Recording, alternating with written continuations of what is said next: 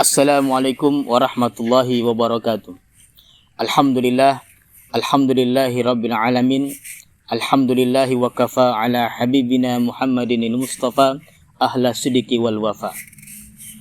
Segala puji syukur kepada Allah Subhanahu wa taala yang memberikan kepada kita nikmat, baik nikmat Islam maupun nikmat kesehatan, nikmat agama maupun nikmat dunia. Kedua-duanya alhamdulillah Allah Subhanahu wa taala telah berikan kepada kita. Dikatakan di dalam hadis Nabi sallallahu alaihi wasallam bersabda, "Innallaha yuti dunya ila man yuhib wa ila man la yuhib." Sesungguhnya Allah Subhanahu wa taala memberikan dunia kepada siapa yang dia cintai dan kepada siapa yang tidak dia cintai. Walakin la yu'ti din illa liman ahabba. Akan tetapi Allah Subhanahu wa taala tidak akan memberikan agama kecuali kepada siapa yang dia cintai. Selawat beriring salam kita hadiahkan kepada suri tauladan kita, khataman nabiyyin, sayyidul awwalin wal akhirin, Nabi kita Muhammad sallallahu alaihi wasallam. Allahumma salli ala sayyidina Muhammad wa ala ali sayyidina Muhammad.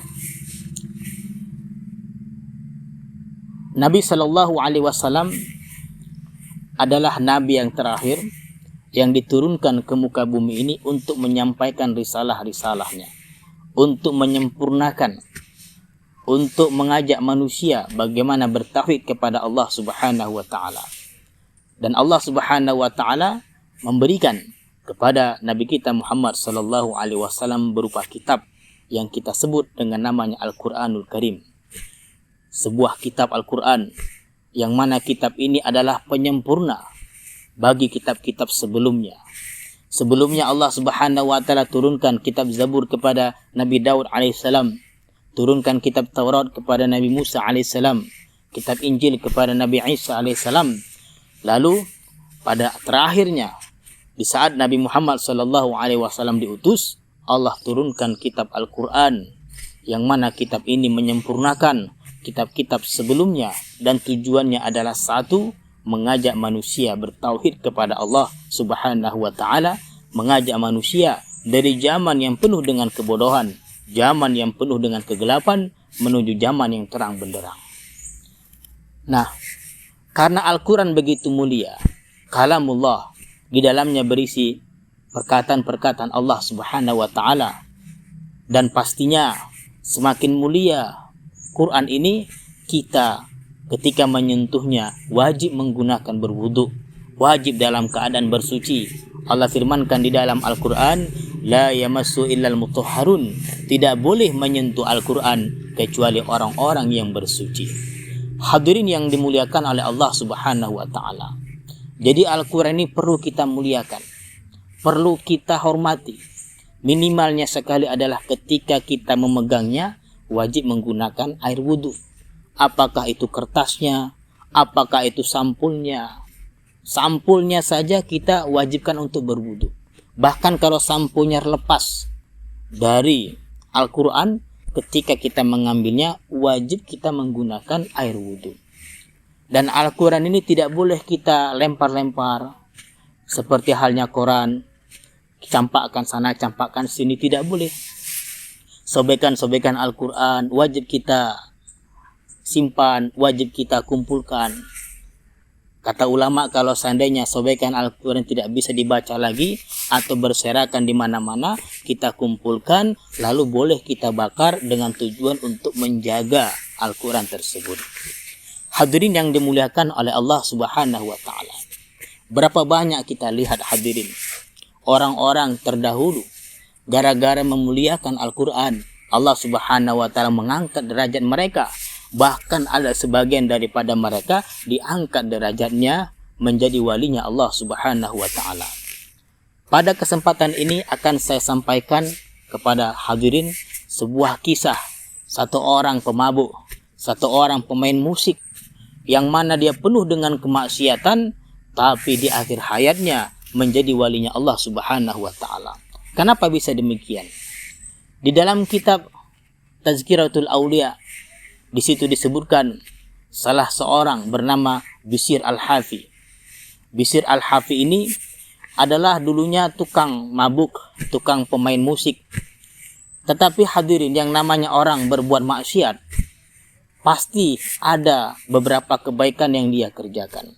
Pada suatu hari ketika dia sedang berjalan di sebuah jalan, lalu dia melihat ada sobekan kertas Al-Quran tergeletak di atas tanah, yang mana di kertas itu bertuliskan Bismillah. Lalu Bishr Al-Hafi ini pun terdetik di dalam hatinya, ini adalah Al-Quran kalamullah, harus dihormati. Maka diambil sama dia kertas sobekan tadi. Setelah diambil sama dia, karena kotor, maka dia bersihkan. Setelah dia bersihkan, dia beli minyak wangi, dioleskan dengan minyak wangi, lalu disimpan. Setelah disimpan, dia pulang ke rumah. Di saat malam hari dia tertidur. Ketika dia tertidur, ada suara di dalam mimpinya.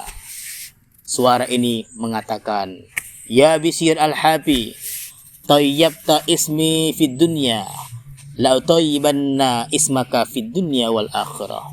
Wahai Bishr Al-Hafi, engkau telah membuat harum namaku di dunia. Mulai sekarang aku akan membuat harum nama engkau dunia dan akhirat. Ketika dia terbangun dari tidurnya, sinar hidayah terpancar ke dalam hatinya. Lalu dia bertaubat kepada Allah Subhanahu wa taala, keluar daripada rumah tanpa menggunakan sendal. Makanya dijuluki namanya Bishr Al-Hafi. Al-Hafi artinya kaki tak pakai sendal. Kalau bahasa kita kaki ayam. Lalu dia bertaubat kepada Allah Subhanahu wa taala, beribadah dengan sekuat tenaga, bertakwa kepada Allah dengan sebenar-benarnya bertakwa. Akhirnya dia menjadi wali min auliyaillah, salah satu wali daripada wali-walinya Allah Subhanahu wa taala. Hadirin yang dimuliakan oleh Allah Subhanahu wa taala. Kenapa bisa diangkat derajatnya seperti ini hadirin?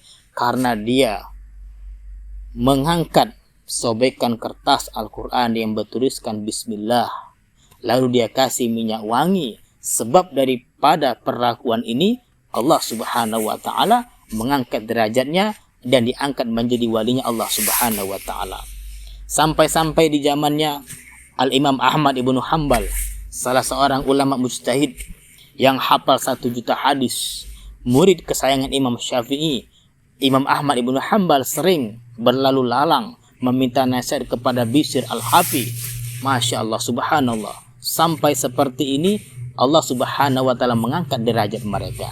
Oleh karena itu hadirin, kita ini yang masih banyak berbuat dosa, yang masih banyak berbuat kesalahan, jangan pernah kita bosan untuk mengerjakan kebaikan, walaupun itu kecil di mata kita, tapi boleh jadi di mata Allah Subhanahu wa taala kebaikan itu sangatlah besar. Berapa banyak kita lihat hadirin, jangan pernah kita meremehkan kebaikan yang kecil. Begitu pula sebaliknya hadirin, kita tidak boleh meremehkan dosa walaupun itu dosa kecil. Mungkin kecil di mata kita, tapi boleh jadi besar di mata Allah Subhanahu wa taala. Mudah-mudahan dengan kisah inspiratif ini Allah Subhanahu wa taala memberikan kepada kita kekuatan untuk terus mengerjakan kebaikan, karena apapun yang namanya kebaikan walaupun kecil pasti dibalas oleh Allah Subhanahu wa taala. Faman ya'mal misqala dzarratin khairan yarah wa may ya'mal misqala dzarratin syarran yarah.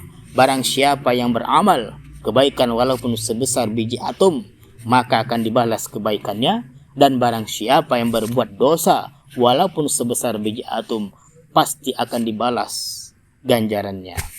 Hadirin yang dimuliakan oleh Allah Subhanahu wa taala, mungkin hanya inilah sedikit yang dapat saya sampaikan tentang kisah bagaimana orang-orang terdahulu dimuliakan oleh Allah Subhanahu wa taala. Wabillahi taufiq wal hidayah. Assalamualaikum warahmatullahi wabarakatuh.